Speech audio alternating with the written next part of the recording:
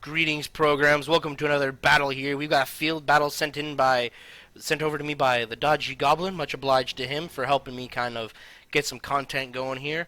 This is a field battle between Kush and Egypt versus Rome and I can't remember how to pronounce their name now. The Aravaci, I think is what they're called. The Aravaci. Go ahead and get it going here. And so this is being sent from the Kush Egyptian side, I'm pretty sure, because we can see hidden units. And so today we've got, looks like, this is going to be really hard because their banner colors are so similar, their icons are slightly different. So if you look at it from over here, it's kind of hard to tell who's who.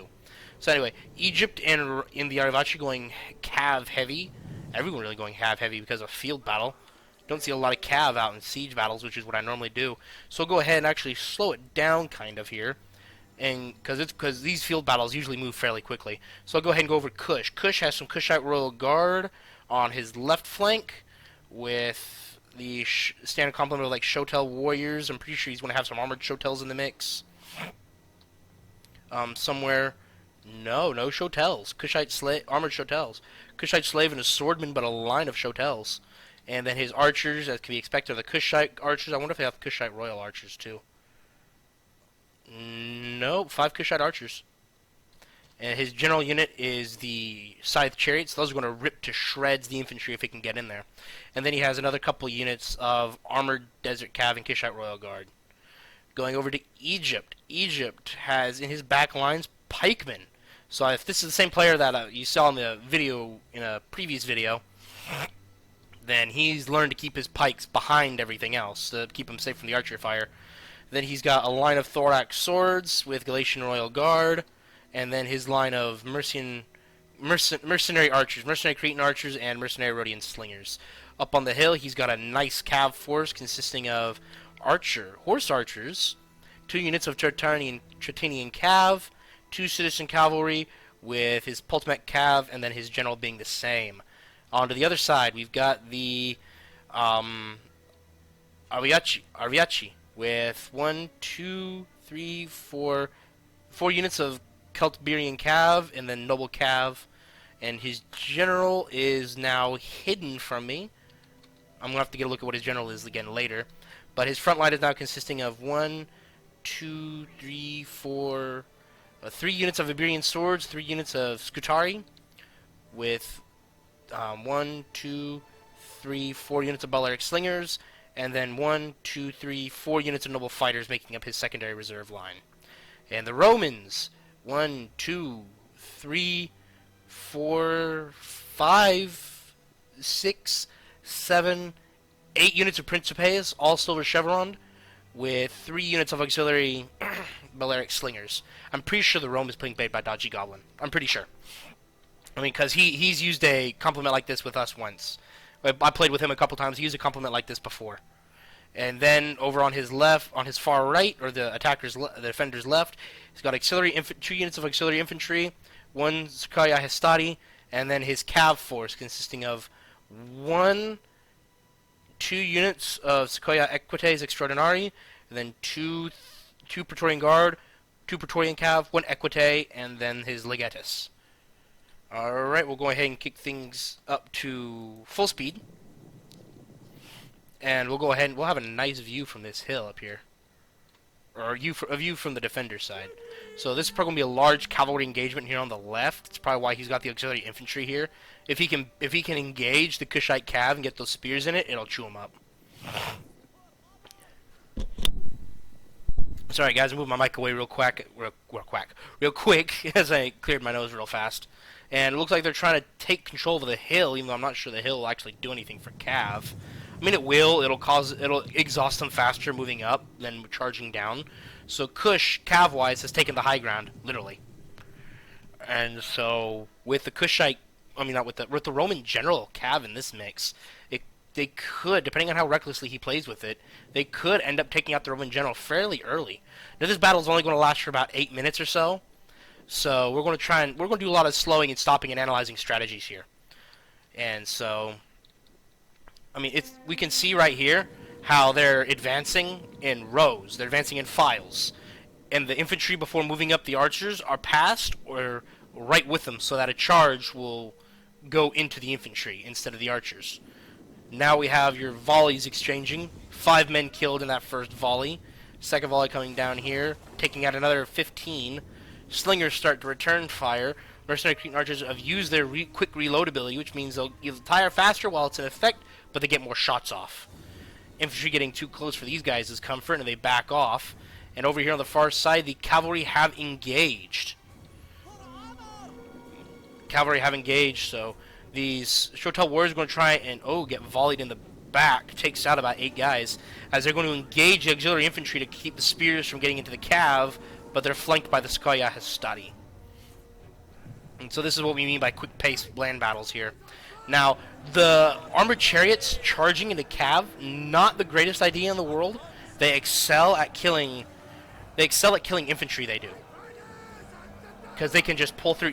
And commonly misunderstood fact, when people say the rule for a battle is no pulling through, like forcing an infantry unit through another infantry unit, cav it's a little more acceptable because they're horses, and chariots, that's what they're designed for. That is their very purpose, is to pull through infantry units and shatter them, and just tear them to pieces. So as we can see here, he's trying to use his general, and they're not really doing a lot.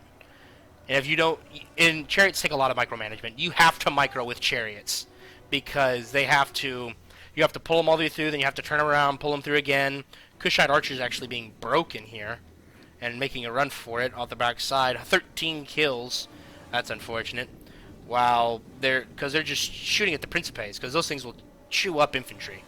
While the slingers are kind of not wasting ammo, but firing on the. Look at that! They've probably taken 2 or 3 volleys from different units. They've only lost 8 guys. I don't think they're going to get another volley in. Oh, they will. Yeah, they've only lost a handful. The javelins going over the archers' heads into the various infantry. The Shotels are going to charge forward. Boom. Shotels charge forward to protect the archers. We have more Principes coming up in a delayed flanking assault to keep this flank occupied. While Egypt, their cavalry engagement has begun, and it looks like it's not going very well for the Egyptians.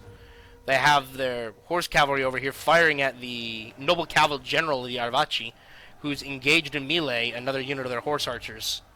Which this is actually not very well for them, because the horse archers in melee aren't going to last very long against the noble cav. Yes, it's a very heavy melee cav too, so it's chewing them up. It's just going to chew them up. But whatever unit breaks here, because it's so close to the border, whether it breaks normally or if it shatters, doesn't matter, they're not going to come back. And I would have left the general engaged. I'd have left him there fighting. Apparently he didn't like losing almost half his men are going to come over here and try and break some of these other units, getting a rear charge of some of these other melee cav, free up some of his forces. While the infantry clash has now begun, and it looks like... No, that's just the chaos of battle. Galatian Royal Guard here fighting, and apparently they somehow were surrounded. I must have failed to see a movie that or he pulled through, and I don't think he did. I think these players have enough honor that they don't do stuff like that. Kushites were able to pull some of their infantry through. They were able to pull them around the flank and engaged. And he's able to pull a cavalry unit through and attacking these archers. Now he's going to flank the Praetorians here. That's not very good. With the Shotel's armor-piercing ability, rendering their high armor stats. The armor of the Principes are 75. They're going to kind of render that ineffective because the Shotels have a great armor-penetrating ability. We're now here less than 4 minutes away, and looks like we're going to have lots of breaks starting to happen here. Got some Arvaci units breaking here on the left, the Romans on the right. I think the Roman general I believe his general is dead.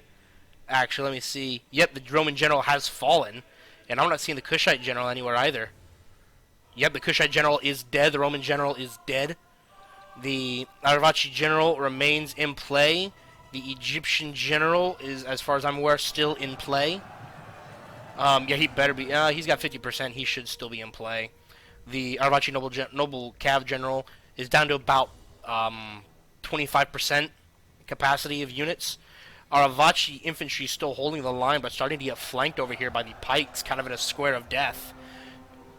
If I was archers, I'd have them shift targets to start just tearing up those pikes, because those pikes will shred through your infantry. I mean, look what they're kind of doing already, just forcing the unit back and slowly advancing. Yeah, they're going to force the noble fighters here to retreat. And any poor unit that gets caught in it just gets poked to death, literally. And he's dead, and he didn't die. Wow, the lucky son of a gun. But it looks like he's trying to reform and either bait the pikes into a bad formation so he can flank them, or try to, or I'm not sure what he's going to try and do. Maybe get a volley off if they still have projectiles, but they're just going to sit there with their backs to him. While the thorax swords are going to, oh, ouch, get volleyed in the back by the slingers. The thorax swords are going to flank that noble fighter, and these pikes sit here as a deterrent. I'd give them another volley or two, and then they're going to break. On this side, reinforcements arrived, and the Aravachi Iberian swords are on the verge of breaking with over 200 kills. I'm not sorry. The noble fighters. Wait, who has almost 200 kills? I could have sworn. Wait, what is that? The scythe chariots. Where am I oh, the scythe chariots. Oh, that's the general. Because it starts with a single unit selected, that's what you get to look at through the entire battle. Yeah, the scythe chariots, the Kushite general, he had one chariot he left when they broke from the battlefield. And Kushite annihilated Rome. Rome is gone. They just, like, evaporated. And he still has a large portion of his army left. The Aravachi are kind of screwed here now. Because their army, their Cav force is also heavily depleted. I think they just lost the Cav battle. They've got 40, 80 between... Nope. So they got 40, 80 give or take, plus another 16. So yeah, there's less than, I have less than 100 horsemen over here against the 40. Yeah, they don't. Both Cav forces have been annihilated. So Egypt, despite his reinforcements, lost this left flank engagement. But now that the Kushites are coming over with the pikes still in play, the Aravachi center line is about to get destroyed, and the Kushite cavalry will be able to run down any other retreating units. See, their archers are now breaking. We've got less than 40 seconds left, and this battle's done. Unless something drastic changes the next 10 seconds and causes a massive chain rout for either Kush or Athens, it ain't going to happen. As we can see, the Aravachi cav is breaking, their archers breaking, the general already broke from the battlefield. His front line is now breaking. And then, yep, here's the chain rout. Boom, boom. Baltic slingers, noble fighters, and these two noble fighters about to break. They'll get some volleys off and engage some of the cav, but they're not going to last much longer. And they're gone, and they're gone. And that's that, ladies and gentlemen. Kush and Egypt stand tall. We'll go ahead and look at the things here. Dajigob played Kush. Oh, no, I stand corrected. Koops played Rome. And Dajigob played the Kushites. And his Kushite cavalry, Royal Kushite Guard, 300 cavalry, 318, 134, 107, and 91. His chariots getting 272 kills. Now that is most impressive. Armored Desert Cavalry, 213. Archer play in the field is a lot different than in siege battles, which is what I'm used to. I'm used to seeing these archers get 70, 80, 100, 200 plus kills at times. But to see these guys get just about 150 combined, kind of disappointing. But nothing we can really... That's neither here nor there. Field battles are a lot different than siege battles. The swordsmen got a decent amount of kills. The Iberians, the Kushite slave infantry, got a decent amount of kills. The Shotels just went to town on the Praetorians. Almost every single one of them, except for a couple... Every single one of them got 100 kills or more, give or take. Now the Romans, his Cav, you kind of crapped out here, guys. You kind of lost that. Your Praetorian Guard, your Sukhoi Equites, your Equites, you kind of crapped out here, guys. I'm sorry, but you lost. And then we have the Auxiliary Bulwark Slingers. They did okay. I mean, you, 18, half your unit when you fled, could have done better. I'm not sure what happened to you. I think you got charged by Cav or something. Your Auxiliary Infantry, they got chewed to pieces by the chariots, I'm pretty sure, and the Shotel unit they fought. So they got chewed to pieces. The Praetorians did actually, kind of what they're supposed to, except for this guy. I don't know what happened to you. 22 kills? What the crap? You get chewed up or something? What happened to you? I didn't know. I didn't see. What happened? Then Sukhoi Hastati, they did alright. Now, the Aravachi. Your cavalry did okay. They lost toe-to-toe in a prolonged Cav engagement against the Athenian Cav. But, I mean, everyone got roughly 50 kills or more, so that's alright. Your slingers did a whole lot better. A whole lot better. 152, 169, and 69 giggity, haha, for his kill. 169, hey, two good numbers there. And then the 31 I'm not sure. I think they got focused down by enemy archers probably. The Iberian swordsmen did kind of what they expected to. They probably absorbed a lot of ammo fire being in the front lines, and then your noble fighters, that's where your workhorses were. And then you Skutari, they were all right. They didn't do 100%, but I mean, a 50 plus kills for both of them. That's all right. Now Athens over here, your Cav again did about the same as the Arrivaci Cav. They all got themselves annihilated for fighting each other. 173 with the Mercenary Cretan Archers. That is what you expect to see archers. Full health. I'm not sure. You probably survived to the end of the battle. That's what happened to you. You probably survived. I was gonna say, why'd you break with full health? But no, they survived to the end of the battle. They survived, and then 50 kills on roughly the other ones. I mean, compared to him, you guys suck. All right, I'm just gonna leave it at that. You guys suck. But then you probably shouldn't have the Praetorians used a lot of your ammo on their armor abilities, on their armor, because they're so freaking a pain to take out. And the Thorax Swordsman are a good all-around unit. I mean, averaging between 50 to 100 kills a match is actually pretty good. Your Pikes, 35 and 76 kills, but you used them effectively this time. This guy used them effectively. And then the Royal Galatian Guard and the Thorax Royal Swords, or Royal Thorax Swords, they did exceptional. They did phenomenal. Anyway, thank you guys so much for watching. And if you have any other, there's going to be a email address down below. If you see any replays, whether it's Field, Siege, whether it's Rome 2, Napoleon, Shogun 2, anything like that, or even Empire, just send it to there. I'll take a look at it and probably put it up here on the channel. Thank you guys so much for watching. I'm again Master Control. End of line.